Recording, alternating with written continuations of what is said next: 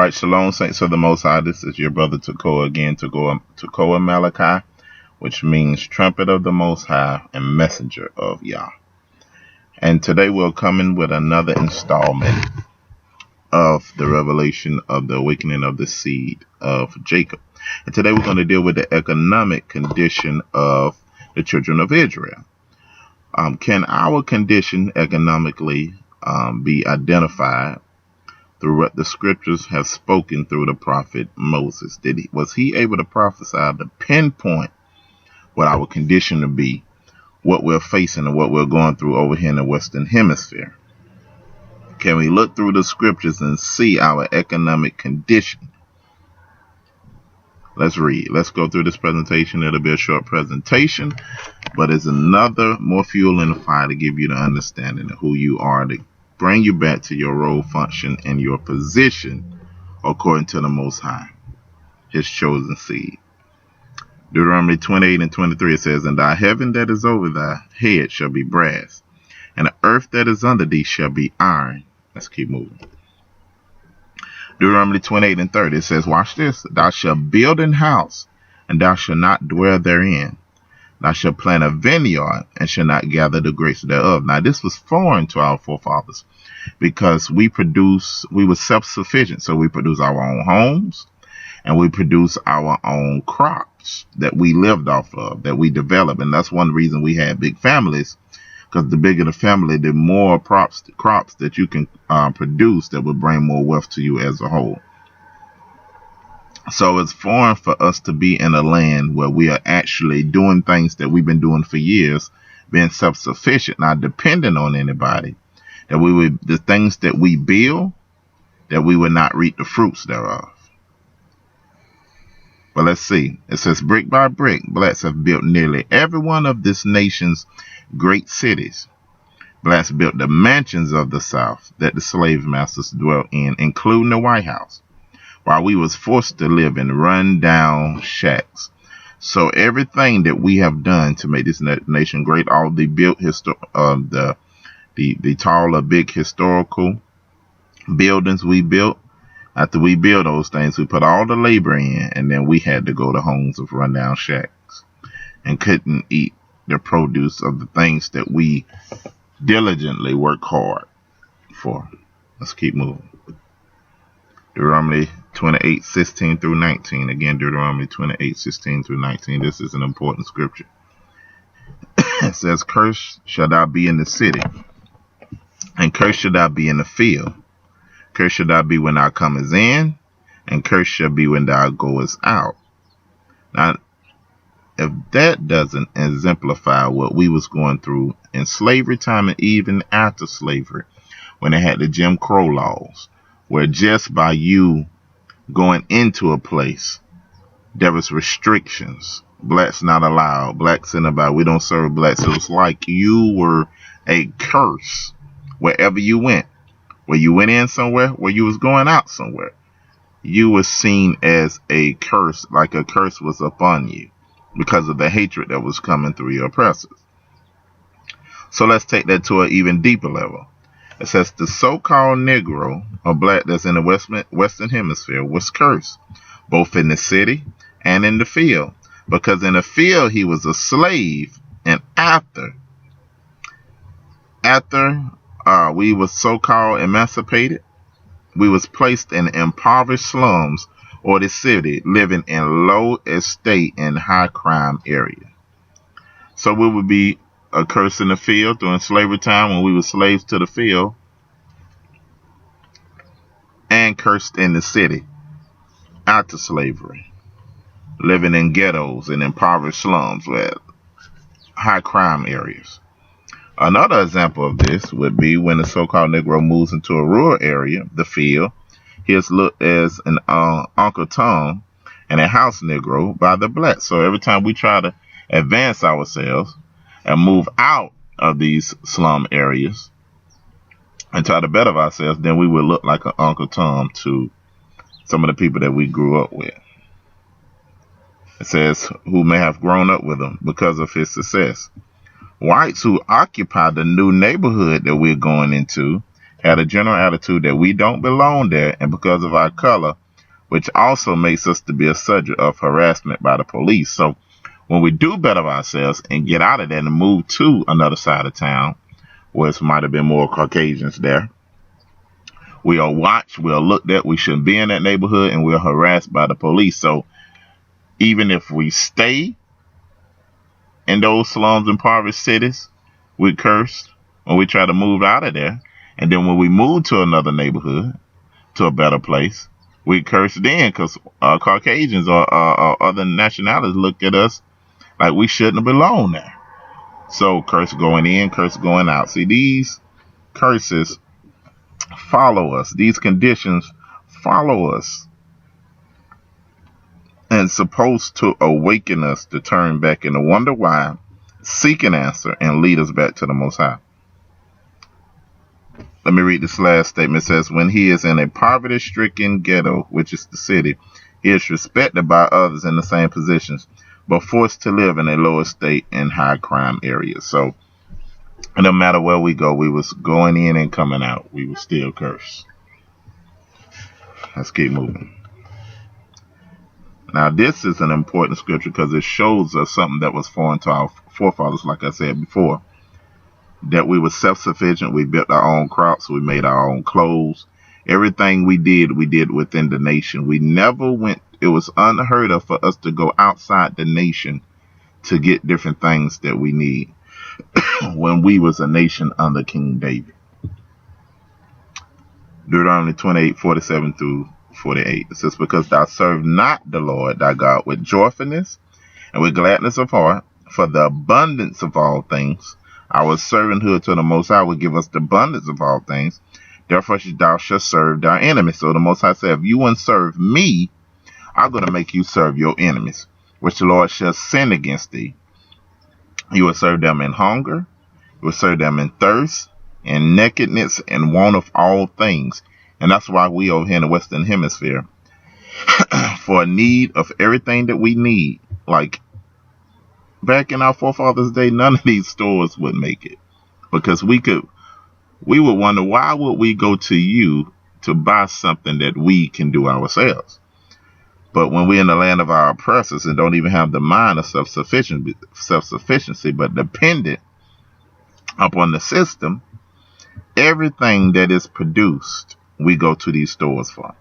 We go to them for in hunger, all these different stores in hunger, and thirst, and nakedness for clothes, essentials to survive. We don't make our own clothes no more, so we go there for clothes.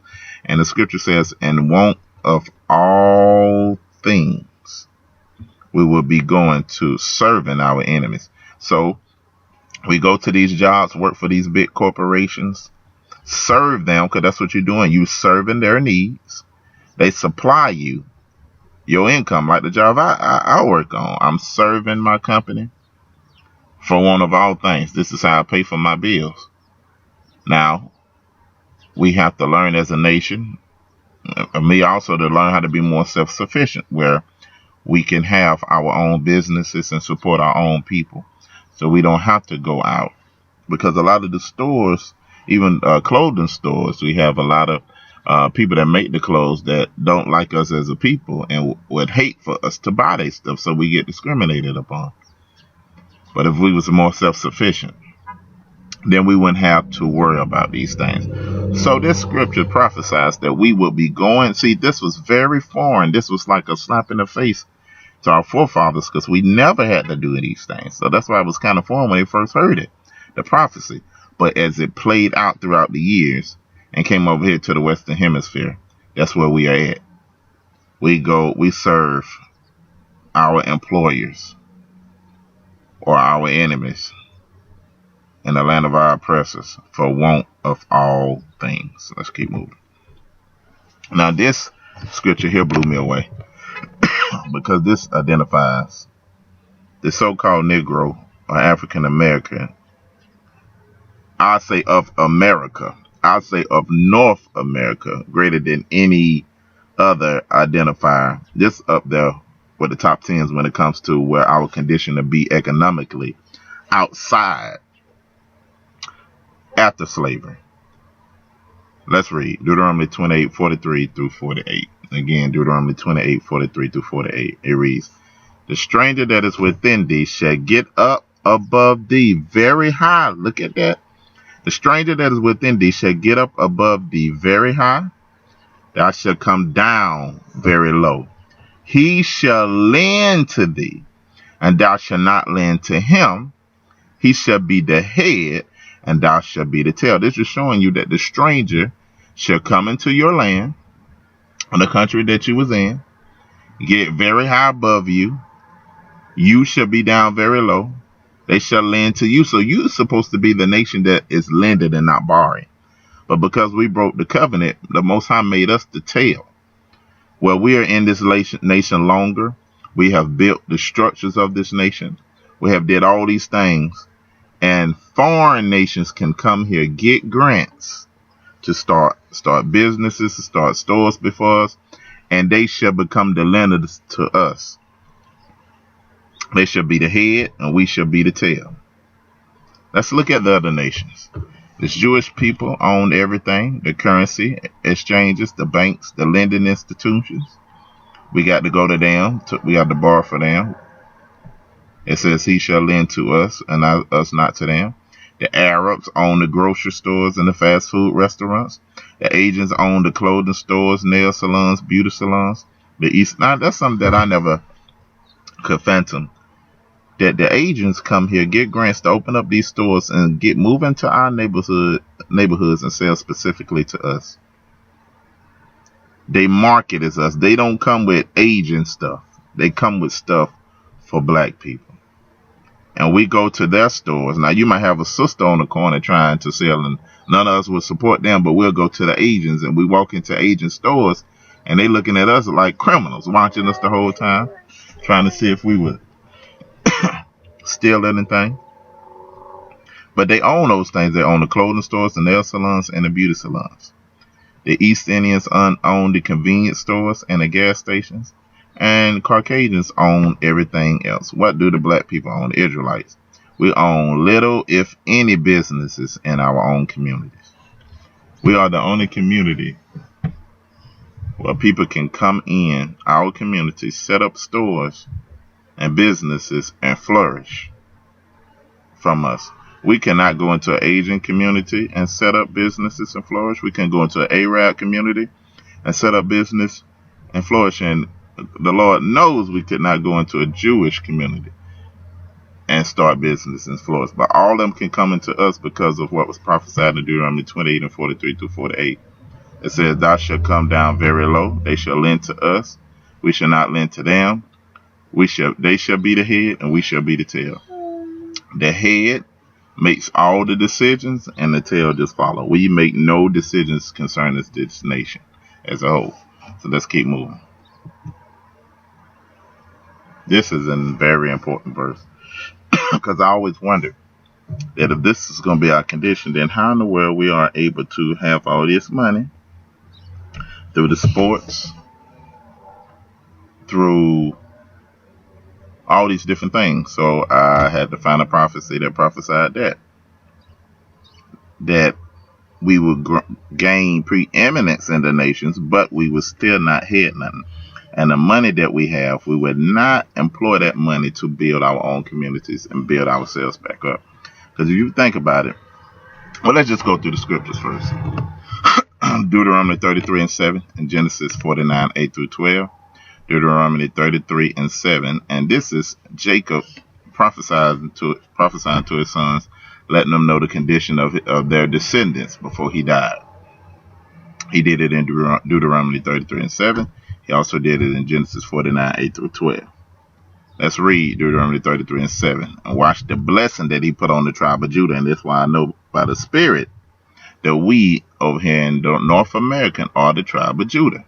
Let's read. And this is the blessing of Judah, the empowerment of Judah. And he said, hear, Lord, the voice of Judah, and bring him unto his people. Let his hands be sufficient for him, and be thine aid to him from his enemies.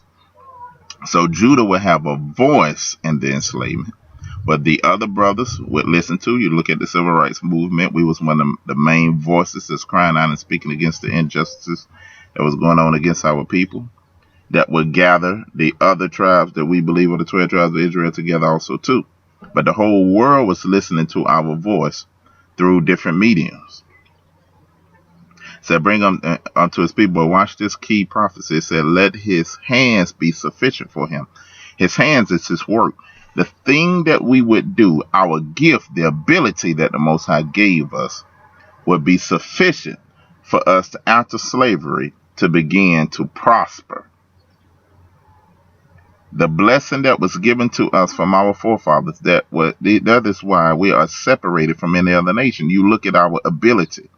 We are the best basketball players, football players, artists, singers. All these things exemplify our hands being sufficient for us in the land of our enemies. So be thou aid for him, and this would aid us against our enemies. Let's read Genesis 49, 8 through 12. This is another important part. We're just talking about the tribe of Judah. Judah, thou art he whom thy brethren shall praise. Thy hand shall be in the neck of thy enemies, and thy father's children shall bow down before thee. Let's read. It says, thou art he whom thy brother shall praise. So what is that saying? And then thy hand shall be in the neck of thy enemies. That is saying that the things that we do, we will have such an influence all over the world that our brethren, the other 12 tribes that didn't know who they are, would praise us because of our ability. You look at the things that we are able to do. We are so influential in our music. All over the world, you got people singing, Chinese people, Arab people, all people singing Arabic songs. Singing Michael Jackson songs. You got rappers, people over there in China sagging and trying to be rappers because what they see, the influence that we have over here. Even in our fallen nature, singing and rapping these docile songs, we have influence, greater influence than some presidential leaders. Our basketball player, everybody want to be like Michael Jordan, LeBron James. Our brethren is praising us, and our hands should be sufficient in the neck of our enemies. What that does mean, your hands represents your work. So that is saying the superpower, and whatever superpower there is, our work will bring us to be sufficient for us, will allow us to gain great positions. But the problem would be we wouldn't hear anything, because the head is connected to the neck. So our hands will be right there in the neck of our enemies, but their head will be over our hands. What is that saying? Think about all the basketball players in the NBA. The best basketball players are Israelites, or black people, or African Americans. But we don't own the NBA. We bring all the money because of our ability, which is our work, the work of our hands. But the head over our work will be our oppressors. Same thing with football. We would make football great. We the greatest football players, but we don't own the NFL. Our hands would be in the neck of our enemies. Same thing with baseball. Some of your greatest baseball players are us, but we don't own the MLB. Boxing the same way, as no greater boxers than that came from us. We bring all the money, are paid good, but we don't own the boxing. So everywhere you look in the entertainment industry, all those things, we are what's making it successful, but our hands is in the neck of our enemies, but the head is over the hands. The head is over the neck, and our hands is on the neck, spiritually speaking, but the head would override all of those things. And I always thought about, we having so much problem with some discrimination in the NFL, the NBA, the sports arena. We got all this money. Why can't we just go back and create like we used to the Negro Leagues?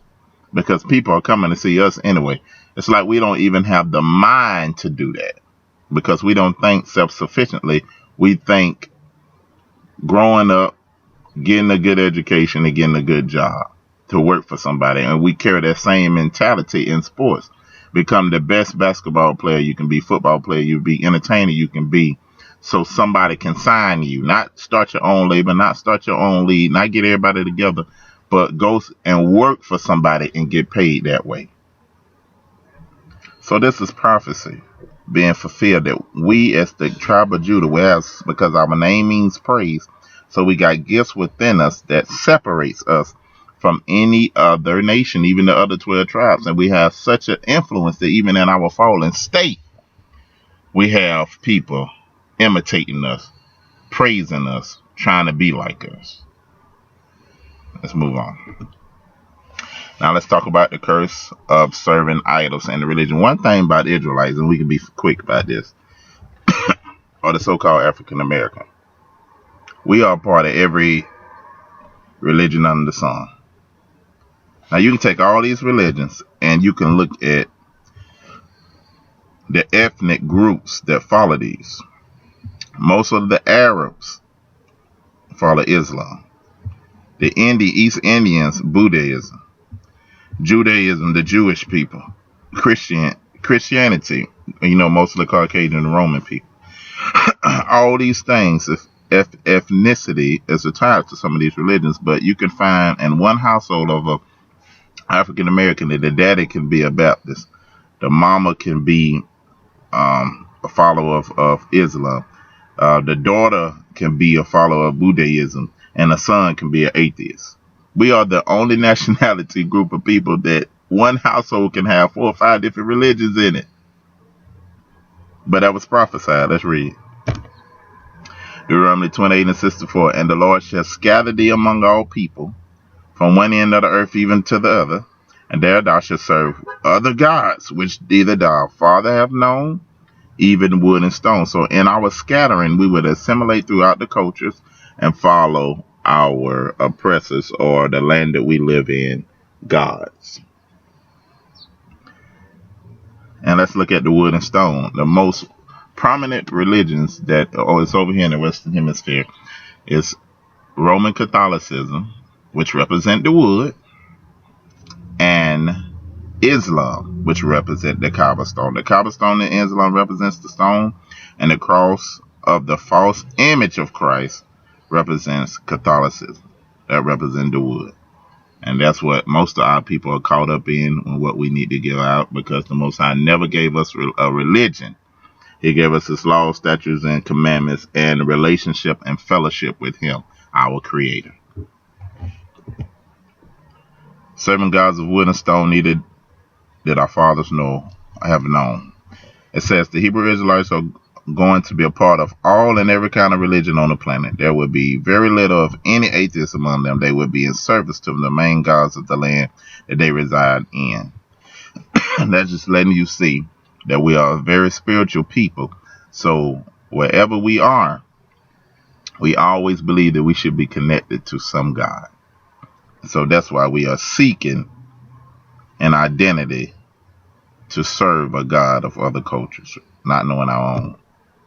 Let's look at the curses of sicknesses and disease that are on our people. Deuteronomy 28:60. Moreover, He will bring upon thee all the diseases of Egypt, which thou was afraid of, and they shall cleave unto thee.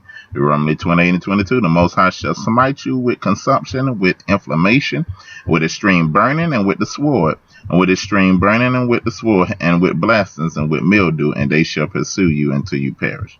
The botch of Egypt was a tumor or a boil. The botch was one of the 10 plagues that the Most High brought upon the Egyptians by the hand of Moses. Emerods are another name for boil. Scabs are dried up sores that protrude from the skin. The itch is a contagion eruption of the skin. The disease that they feared the most on the ships was smallpox, because the doctors had no way of curing it until the end of the 18th century. Before a man had it, he could affect the whole ship unless he was thrown overboard the first time the scab appeared. Mr. Minnis tells us that the Captain Wilson of the Britain lost more than half of his cargo of 375 slaves by not listening to his surgeon's advice regarding the signs of smallpox. The captain did not want to part with these good slaves, and within a short time many of the other slaves infected with disease. Hearing Ellenson said, I have seen the platform one continued scab. We have hauled up 8 or 10 slaves dead of the morning. Their flesh and skin peeled off their wrists when taken hold of, being entirely mortified. It's letting you see some of the things that was prophesied that was going on the slave ships. Let's keep moving.